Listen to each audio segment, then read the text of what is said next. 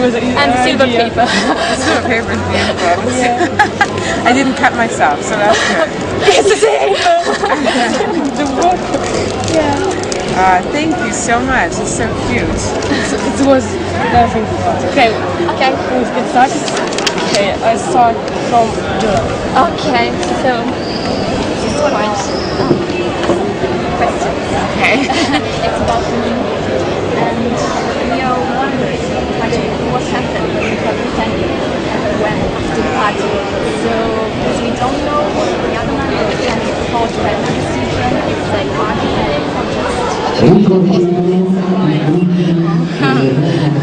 Let's see if they're gonna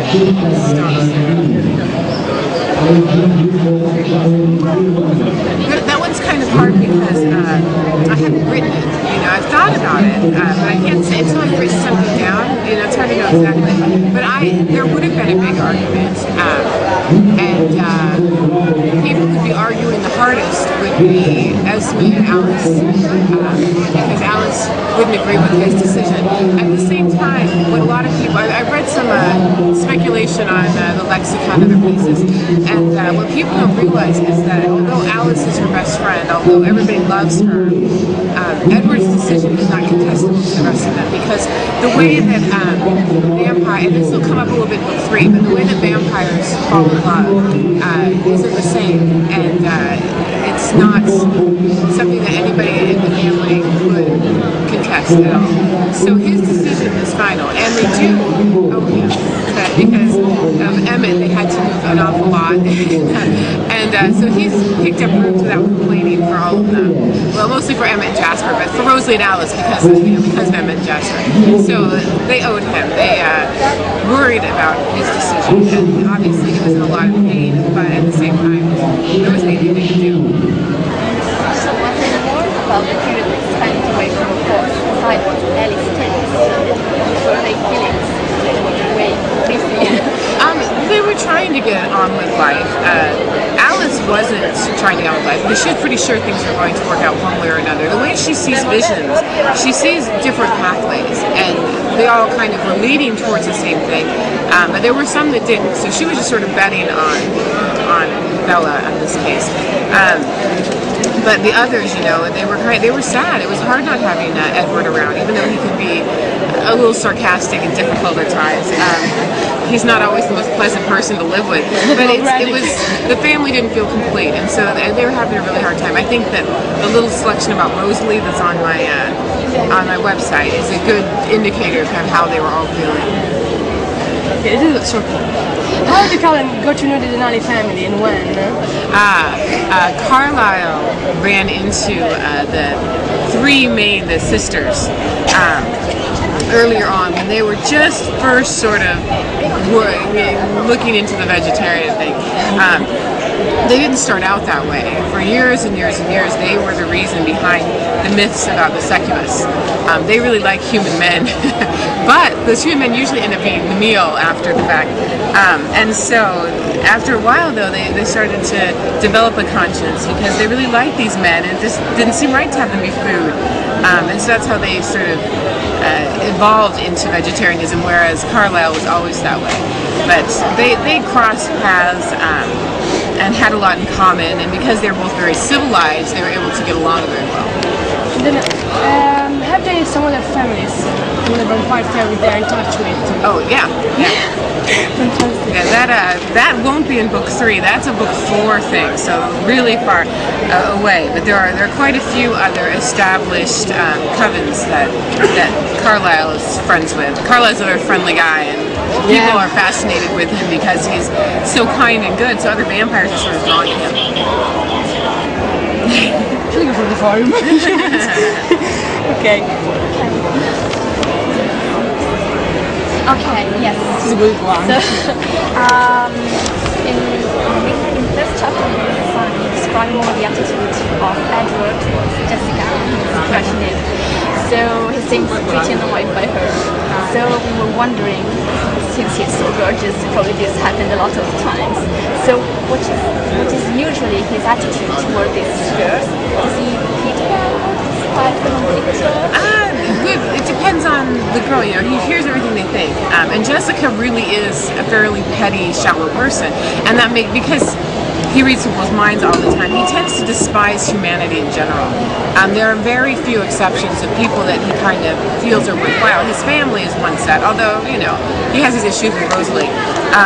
But Angela Weber, he learns to really like as a person, because she has she's a very kind person, very honest, and he can respect that, you know. When people act one way and think another, for someone who knows the two-faced nature of that, it's annoying. So it does happen a lot, but most people, unlike Bella, they see Edward and think, oh, he's so beautiful, and then they get closer to him and kind of feel frightened.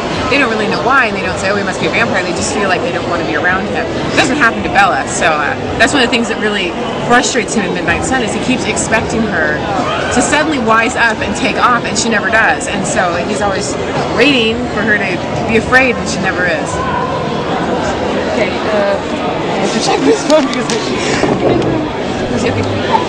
Edward, piace di come Edward, very benevolent, such a father, and Jacob is very reluctant. Is that related to being a werewolf and a vampire, or just the personalities of Edward and different? It's personality and age and experience. You know, Edward has lived for over 100 years, and he's seen generation after generation of people die.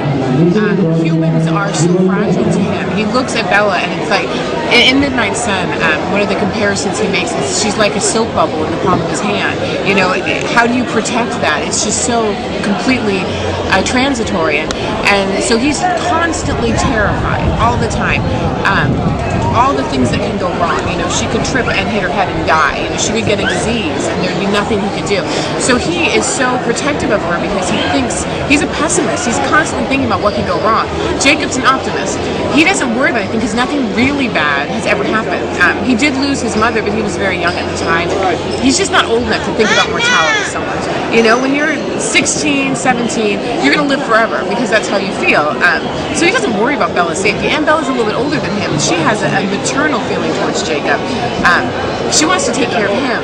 So he doesn't ever feel that need so much to take care of her. A little bit once, you know, Victoria shows up, and he's very glad that he can take care of her. He starts to feel the protective vibe a little more, but it's not the same. You know, he doesn't feel like it's his responsibility to save Bella all the time the way Edward does.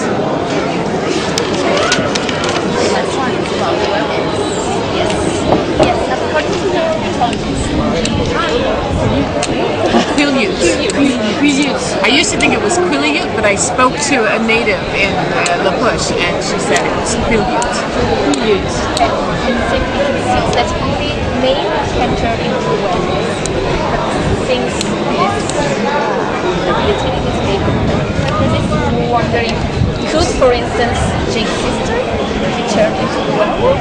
Well, all of the stuff with werewolves, there's a lot more detail in book 3. So I don't really want to answer questions about how it works because you're going to get the whole story and the history. It's really one of my favorite parts of the book. All the backstories get told pretty much. I mean, not all of them, but you know, Rosalie gets to tell her story and Jasper's story, which is, I think, going to really surprise you. It's very different from what I think anyone's expecting. And then the Quileutes also you get to hear their stories, and it's so different. The feel of it when I was writing it, you know, it felt different. It felt a different kind of magic from the vampires. It's a whole separate thing. It was really, really fun to do that. I enjoyed it a lot. Okay. So could you tell us about the peculiarity of the Volterra skin, or would it give away so much of the plot? It doesn't really. I don't know when it's ever going to come up. For me, it's not like aging. It's more like petrification. They never go anywhere.